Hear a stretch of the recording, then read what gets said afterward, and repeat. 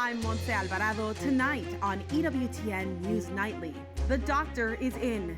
Exciting news out of the Vatican regarding one of the great modern thinkers of Christianity. Finding a new way. Lawmakers on Capitol Hill scramble to keep Social Security alive longer. Protecting life. State attorneys general across the country team up to fight so-called abortion shield laws. And future of the faithful. We bring you the latest from the Jubilee of Youth in Rome. These stories and more tonight. From EWTN, the Global Catholic Network, this is EWTN News Nightly. Thank you for being with us on the feast of St. Ignatius of Loyola. Our top story tonight, exciting news from Rome as the Vatican announces there will soon be a 38th Doctor of the Church. St. John Henry Newman will be added to the illustrious group. The Vatican announced today that Pope Leo XIV approved the decision to declare the saint a doctor. Newman was a popular and respected Anglican priest and theologian. However, in his 40s, he converted to the Catholic Church and became a Catholic priest and eventually a cardinal. EWTN's Dr. Matthew Bunson explains what it means to be named a Doctor of the Church. A Doctor of the Church is one of the greatest honors that the Church can bestow upon any saint, especially theologians and great fathers of the Church and great thinkers in the history of the Church. To be a Doctor of the Church requires three main elements. The first is that you must have led a life of conspicuous holiness. You must, for example, be a saint, recognized by the Church for that. The second big requirement is that you have left a major contribution in the life of the Church. You have contributed significantly to the theological and spiritual life of the faith and helped to explain it to not just your own generation, but to all the generations that followed. And finally, there has to be an official announcement, usually made by the Pope, in this case, by Pope Leo XIV. There are only 38 Doctors of the Church now with the announcement regarding John Henry Newman. That is a very, very select group, and it includes 4 women, including St. Teresa of Avila and St. Therese of Lisieux. The last of the Doctors of the Church to be named before John Henry Newman was just a couple of years ago in 2022 by Pope Francis when he named St. Irenaeus of Lyon. So the Doctors of the Church extend throughout the whole of Church history, basically from the earliest days of the Church and Irenaeus all the way to Therese of Lisieux, who died in 1897. So they run this magnificent tapestry of Church history, and every step of the way, we have been graced and blessed with the contributions of the Doctors. And for more, we'll go to Edward Penton with the National Catholic Register, certainly an expert in this and someone who is local to Britain. Edward, thank you so much for joining us. We just mentioned what it means to be a Doctor of the Church. So then why is St. John Henry Newman such a fitting choice for this moment? Well, really, Monty, because he has such a good pedigree, if you like, of teaching. His doctrinal teaching is extremely strong. He's well known throughout the world for his orthodoxy and for everything that he's taught. And this is really a recognition of that. And there's a great hope that through this proclamation of him becoming a Doctor of the Church, that teaching will spread further and wider, and more people will come into contact with it. And many people I've spoken to in reaction to this news say that it's really a chance to, as I say, bring that teaching to the modern world at a time when it needs it most. And they see this very much as a timely announcement. It's timely in many ways, also because we're in the middle of the Jubilee of Hope. We're in the middle right now of the Jubilee for Youth, and you have Newman Centers around the country that really have brought so many young people to discover and find both the Church as well as their relationship with Jesus Christ. Do you think this was intentional from Pope Leo because of that timing? I'm not sure. I think this is something that has been expected. It was formally petitioned. Pope Francis has formally petitioned to do this last year, so it has been expected. Perhaps not quite so quickly. So yes, you could be right there, Monty, that it could be something to do with the Jubilee year. It certainly does give hope. And I think there's a lot of hope to come from this. So yes, I think that is part of it. I do think, though, that St. John Henry Newman, as I say, is very relevant to these times, and I think it really coincides, this announcement, with with what many feel is the sort of revival of the faith, certainly in England, but in Europe more generally as well. So I think it's all part of it as well. I know that you've covered the signs of those revivals with conversions into the church, RCIA or OCIA classes being filled in Europe, a very big difference in what we're seeing coming out of Europe versus the secularization sentiment that we've seen for such a long time. Let's talk about unity and what this means for unity, which is such a big part of Pope Leo's, the beginning of Pope Leo's pontificate, but certainly a signal that we saw with the way that the liturgy was chosen for Pope Francis' funeral, obviously earlier in April. So tell us a little bit about unity and the Catholic Church in England. Is this a signal to bring more people in through the ordinariate established through the Apostolic Constitution that Pope Benedict promulgated? It could be, Monse, yes. Certainly, it's interesting that Cardinal Vincent Nichols of Westminster pointed out in his statement today that the bishops, some Anglican bishops, have been pushing for this as well. So I think that's all very interesting that there is that sort of unity aspect. But I think Cardinal Newman, St. John Henry Newman, was very much of the view that, he took the road from Anglicanism into the Catholic Church, and I think that is certainly the path that he would certainly support, and one that, it's not about the Catholic Church becoming more Anglican, as it were, but rather returning home to the Catholic Church, which is what he did. So I think in terms of unity, I think that's what he would be promoting. But yes, it is a sign of that. It's certainly a sign, as I said earlier, of a sort of Christian revival. The revival hasn't just been in the Catholic Church either. There has been elements in the other Christian denominations as well. So it's across the board, and it does seem to time well with that. The revival seems to be the unifying factor for all. Thank you so much, Edward. Thank you, Monse. President Trump's special envoy Steve Witkoff has arrived in Israel as the humanitarian crisis worsens in Gaza. Witkoff met with Israeli Prime Minister Benjamin Netanyahu when the two reportedly spoke about conditions in Gaza and a possible ceasefire. This as the White House says Witkoff and U.S. Ambassador Mike Huckabee will inspect food distribution in Gaza on Friday. Meanwhile, more planes drop aid into Gaza with scores of Palestinians rushing to acquire food and supplies. Based on the most recent analysis, the Social Security trust funds are projected to become insolvent by 2034, 1 year earlier than previously estimated. Now the rush is on by Congress to find ways to keep them going. Two senators from opposing parties have come together to work on a proposal they say could rescue Social Security. Capitol Hill correspondent Eric Rosales joins us with the latest. Eric, good evening. Well, good evening, Monse. Yes, it is incredible to think that Social Security is expected to run out of money in the next 8 to 10 years. Senator Bill Cassidy of Louisiana and Senator Tim Kaine, a Democrat from Virginia, well, they've come up with a new proposal to create an investment fund to keep Social Security benefits going strong. We set up an investment fund separate from the Social Security Trust Fund, put $1.5 trillion in it, invested in the stock market and real estate just like you would your 401k, and use that money to help bail out Social Security. Senator Cassidy says the plan is for an investment fund would run parallel with the current trust fund, not replace it. The senator says the Treasury would have to temporarily provide benefits while the funds grow for 75 years. Eventually, there would be enough new money to pay it back. Some say it's too risky to invest a ton of money into the stock market. And you're gambling that the return you get in the stock market is greater than the interest that you have to pay on the money you borrow. If it were that easy, everybody would do it.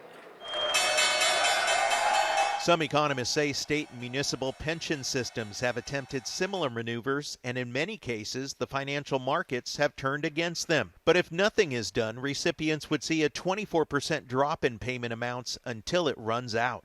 I'm concerned about the solvency of Medicare, of Social Security, and I think that that's something where there are good proposals out there that can be able to lift the cap in terms of what incomes pay into Social Security, that make it solvent for decades to come. As they see it as the most vulnerable area for politicians because it's exploited so easily. It's easier to describe how you're ruining Social Security than it is to describe how you're going to save Social Security. And Dr. Cassidy has both the intellect and the communication skills to do that. Senator Cynthia Lummis tells me any attempt to solve Social Security must be bipartisan. We've got to get around to it because the longer we wait, and we've really waited too long already, but as we put it off even longer, the pain is going to be really serious. And just today, I did speak with Republican leaders, and they are talking about a new reconciliation bill this fall that could include entitlement programs like Social Security reform. Right now, those proposals are still being written up, but I'll stay on top of it. Monse? Well, Eric, switching gears, you're also following a Senate bill that would ban stock trades by members of Congress. The president and vice president, what's the latest with that? Well, that is correct. Yeah, the bill, which was introduced by Senator Josh Hawley, did pass a Senate committee this week. Now, despite opposition from all Republicans on the panel, President Trump was also not pleased about this passing. He called Senator Hawley a second-tier senator for aligning with Democrats on the vote. Most Republicans are against the bill. They're saying that this is just another attempt to target President Trump and his investments. But other Republicans, well, they're for the idea.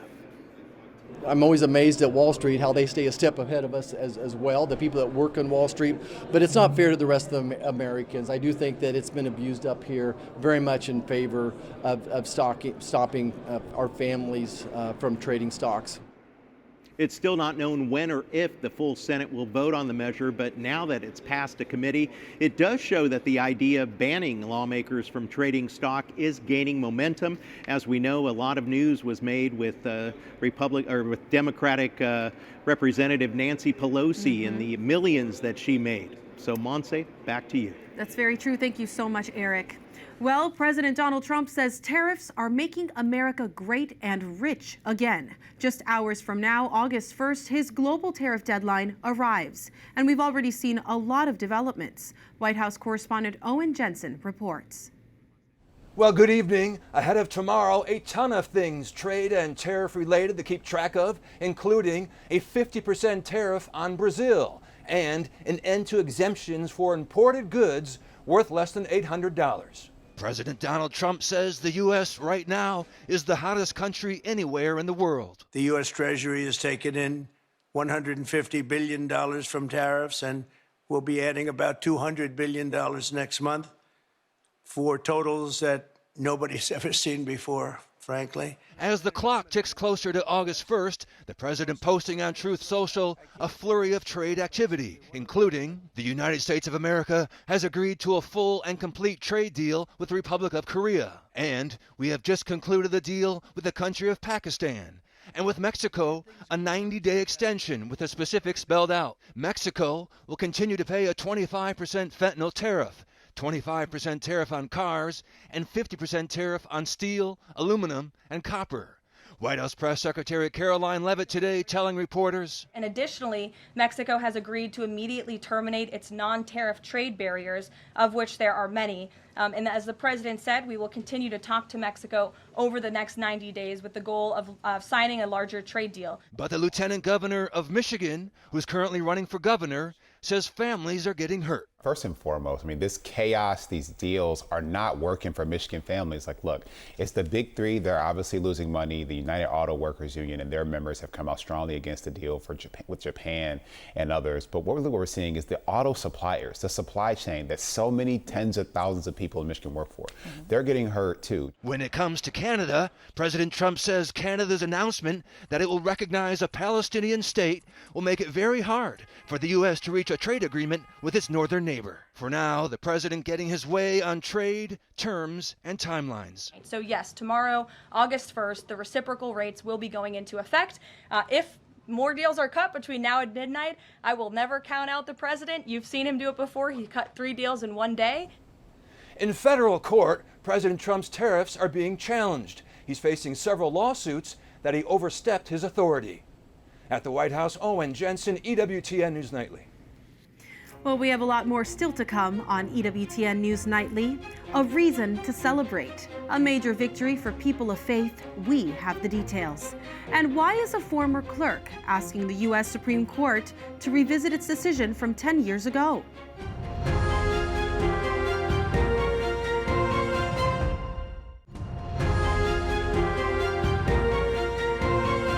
Former county clerk in Kentucky who made headlines in 2015 by refusing to issue marriage licenses to same-sex couples is asking the Supreme Court to hear her case.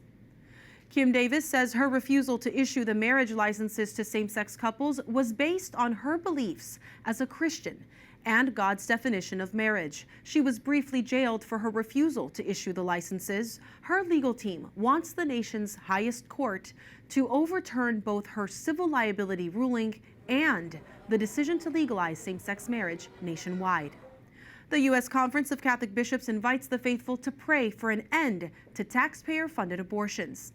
The USCCB published a daily prayer to St. Joseph, defender of life. The bishops are asking the faithful to pray every day until October 1st, the beginning of Respect Life Month. The prayer says in part, quote, "Help us to faithfully commit ourselves to the service and defense of human life, especially where it is vulnerable or threatened." The Attorney General from 16 states are urging lawmakers to take action against abortion shield laws. The attorneys general were all Republican. They say the shield laws allow abortion businesses to bypass pro-life measures in their states. At least 18 states, plus Washington, D.C., have enacted abortion shield laws.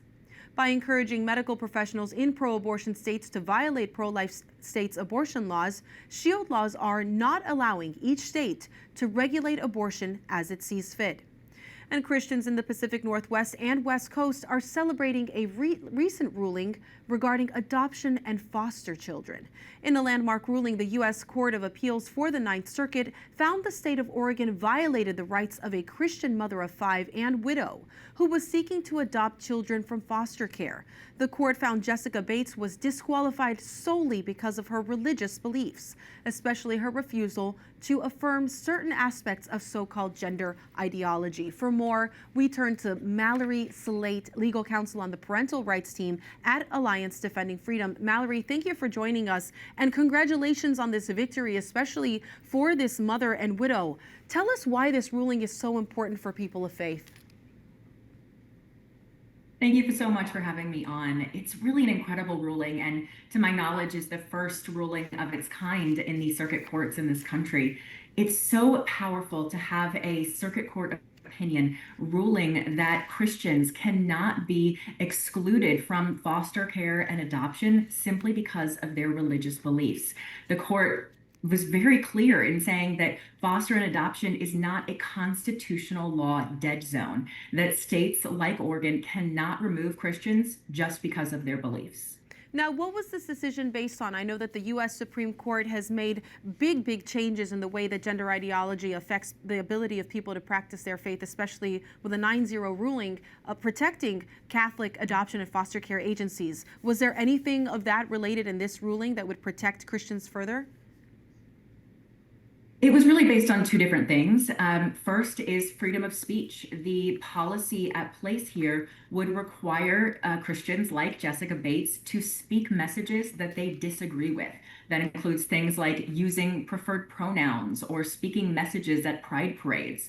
The second basis for it is religious exercise, that this policy is targeting Christians by saying that because of their religious beliefs, they are not permitted to be foster parents or to be adoptive parents. So those were the primary two bases that the Ninth Circuit ruled on. It's very important, of course, to affirm our free exercise of religion. Well, I understand that this ruling could also have an impact on neighboring California. A measure signed by Democrat Governor Gavin Newsom that explicitly allows for this kind of discrimination. What more can you tell us?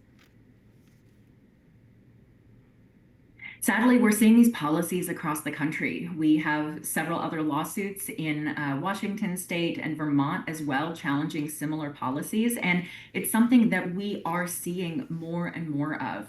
As for the specific law in California that is in the Ninth Circuit. And so this is great news for people in California that if the state of California begins to try to enforce this law against Christians to exclude them from foster care and adoption, this ruling demonstrates more than ever that these types of policies are unconstitutional. Well, that's good news, certainly. Tell us quickly, what's next for Jessica Bates? We mentioned she's a widow and a mother of 5. Is she going to try to adopt more children? She is. She's got great kids, but they're older and they are in a great place to bring another kid into their family. This is a child that would have a permanent home with a loving mom, amazing older siblings, and would have a really great, stable home life. These are the types of homes that we want kids to be put in. These are the types of homes that any kid who doesn't have a family is really longing for and hoping for. So this is great news for not Jessica, but for foster kids in the state of Oregon. Yes, and around the country with 400,000 young people who are desperately in need of homes. Thank you so much, Mallory Slight, Alliance Defending Freedom. Thank you. Up next on EWTN News Nightly, a special gathering for the faithful. EWTN speaks with several American pilgrims in Rome who attended the Jubilee of Youth. Plus, a saint who left a major mark on the church. His story after the break.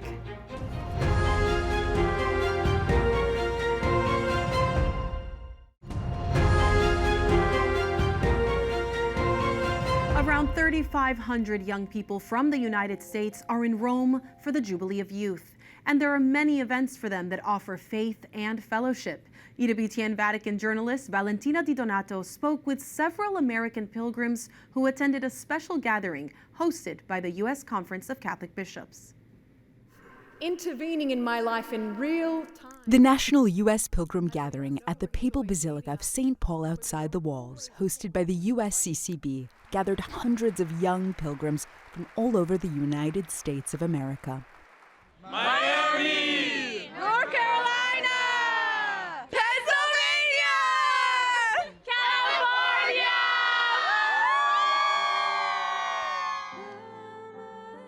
And their faith are leaving an impression on the leaders of the Catholic Church. You know, our young adults in the United States, our youth, have a profound devotion to the Blessed Sacrament and adoration. You know, they fall at the feet of Christ. And they're beginning to really recognize that their heart is filled only with Christ. And this will be an expression of that, right? The zeal of young people from all over the country filled the event. It feels so unreal because it's like we were made for this because it's for the young, and it just so happens that we are the young. So it genuinely feels like such an exciting opportunity that we're able to be here at this time in our lives. Like, it's so moving. It's really an invitation from God to go out on pilgrimage, to see the world, to see others, and to really see the power and glory. Something like this really reminds me of reason. Like, God gave man reason and intelligence and gifts, and it really challenges us and asks us, what am I going to do with the gifts that God has given me? So I think a pilgrimage is so transformative for a young person. The event also attracted pilgrims from the American continent, uniting young people in a shared faith and the shared challenges of life, similar to those of the apostles. With the quote that's been ringing true to me is that, suffering brings endurance, and endurance brings character, and character brings hope. And so I think that's something that's really developing and resonating with me throughout this pilgrimage.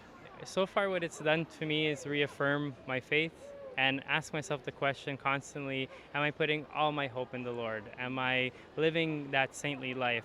We've been learning about the lives of saints throughout the pilgrimage and realizing where I could grow a little bit more, where I could trust a bit more, where I could let go and let God take over. Speaking to EWTN News, Bishop Edward Lossi shared his advice to the young on how to keep the faith even in the most difficult and divisive times. Even in the darkness, in the darkest of places, God is present, always reaching out. Just open your heart to Him. Give Him permission to do inside of you the things He chooses to do. I always tell them, fasten your seatbelt. You have no idea where it will take you, but it will be a better place than you will ever get to on your own. I don't care if we ever get sleep for its root. Root for hope, Leo. In Rome, Valentina Di Donato for EWTN News Nightly. Today is the feast day of Saint Ignatius of Loyola, a man who left a major mark on the Catholic Church.